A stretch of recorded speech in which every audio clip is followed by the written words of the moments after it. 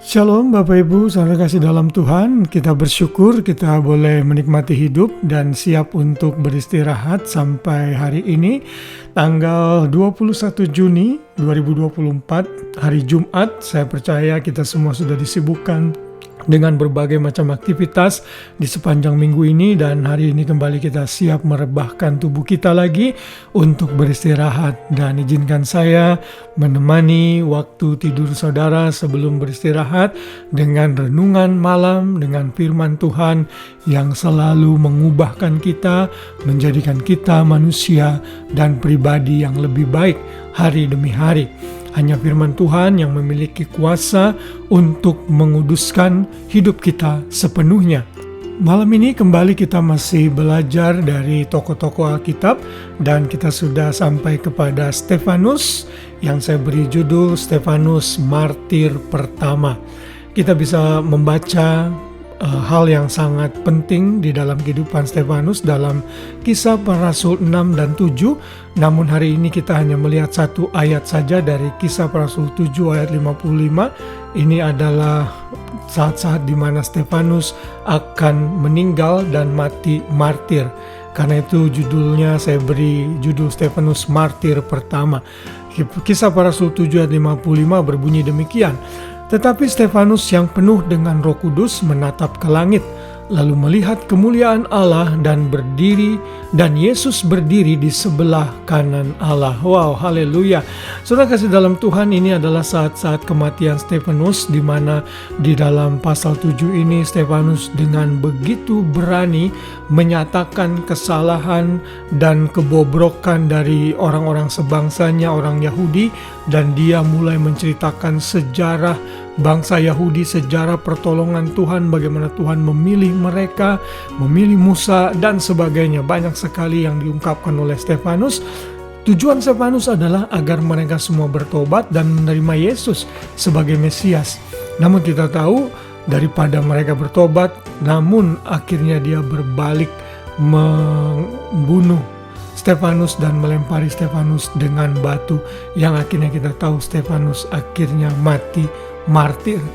Stefanus adalah martir yang pertama yang dicatat di dalam Alkitab, dan dia menjadi teladan bagi banyak martir-martir lain, termasuk dari para rasul yang berikutnya.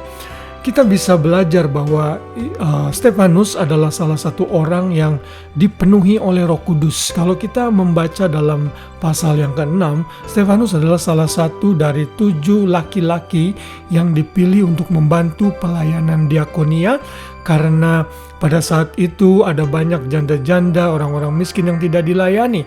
Sementara para rasul sibuk untuk memberitakan dan mempersiapkan firman Tuhan.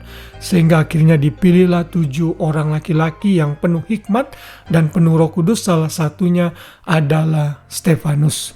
Stefanus juga banyak melakukan mujizat, karunia, dan kuasa, dan juga melakukan banyak-banyak tanda di depan orang-orang, tentunya juga memberitakan Injil. Stefanus menjadi orang yang begitu militan sehingga dia percaya kepada Tuhan Yesus dan dipakai oleh Tuhan Yesus untuk memberitakan kebesaran Tuhan kepada orang-orang sebangsanya agar mereka berbalik dan bertobat lalu mengikut Tuhan Yesus.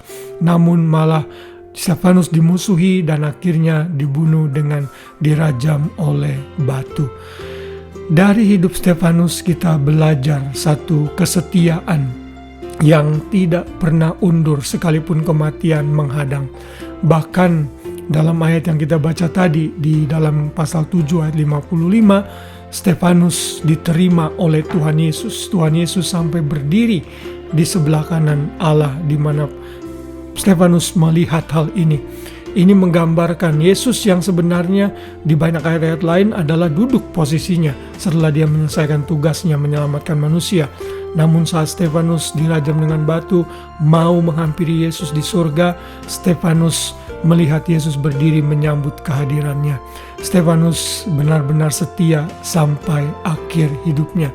Dan kalau kita hubungkan dengan Kolose 3 ayat 2-3, di sana dikatakan, pikirkanlah perkara yang di atas, bukan yang di bumi. Ini adalah Stefanus. Dalam hidupnya dia memandang ke atas, memandang dan melihat Yesus yang sudah mati dan menyelamatkan hidupnya. Sebab kamu telah mati dan hidupmu tersembunyi bersama dengan Kristus di dalam Allah. Ini bisa mengacu juga kepada Stefanus dan tentunya relate dengan kita semua sebagai orang-orang percaya. Mari belajar seperti Stefanus yang memandang ke atas, memandang Tuhan Yesus yang adalah pemulai dan penyelesai iman kita. Tantangan boleh datang, bahkan maut sekalipun boleh menghimpit hidup kita dan menghampiri kita. Kita harus tetap setia, kita harus tetap menjadi orang Kristen yang militan dan jangan menggantikan Yesus dengan apapun juga, termasuk dengan jiwa kita. Mari kita belajar dari Stefanus yang setia memberitakan Injil, setia menjadi orang Kristen yang militan dan menjadi terang di tengah-tengah orang yang tidak mengenal Tuhan. Biarlah contoh Stefanus ini memotivasi kita untuk menjadi pribadi yang lebih baik lagi. Haleluya. Biar renungan firman Tuhan ini masuk di hati dan roh kita, sehingga kita bisa renungkan dan sepanjang malam kita terus diingatkan akan kasih dan kemurahan Tuhan, pentingnya firman Tuhan bagi hidup kita. Selamat malam, selamat beristirahat. Biar kita boleh beristirahat dalam naungan Tuhan yang Maha Tinggi.